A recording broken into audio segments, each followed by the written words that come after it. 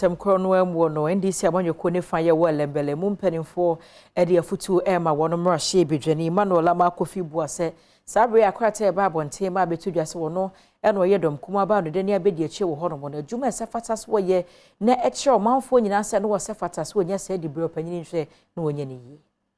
What we are na National Executive Committee a wonom eda NDC amanyoko na no eye ensesanye ewo wonom empanyinfo a wo emrahye bedwamu enam so ema Emmanuel Amakofi Buah ya woye emrahye bedwani ema wonom wo Ellembele abaton persuasion no sese wababe deputy minority leader ama amanyoko no ewo emrahye bedwamu na bra NDC amanyoko ne fa wo Ellembele wonom eye nsamtrofo nhyiamu no ena Alhaji Abdullahi Safiano ya woye panyini ewo amanyoko ni mu ede etirim kwansem ema ne emrahye bedwani no ewo dibra sese wanya na nyinyina mu no wode to nanimu se wanya adwumaden se ne beya obehye ne manfo animunyam yede nyame ase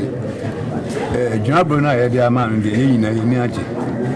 na ono de yinum dada se adwuma na o ho dada nti na efre na action ma adwuma bi a obeye bi a ahoto na obi a bo ne din se obomode nti yinum se dwabro wo yede ama no ebe kanya no ama na ye no more ama atra Ellembele hako all the other this consistency say was serving na ebe ka chen say adwuma na yede ama no improve ma ebiasefo nyina hu say yes so omo yi na apomo yi no because owo ho modern bo owo ho adwen and owo ho tumiye ti afoto yede be ma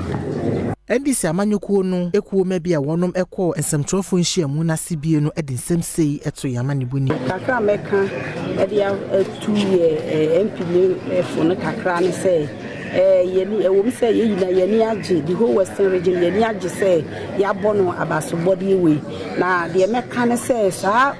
position na yede amane no onye adwuma no emane ye fail yenim say oye action man on the oye na adwuma dada nti de beka ne say onye adwuma no dedenden ema NDC emra power na de ye pese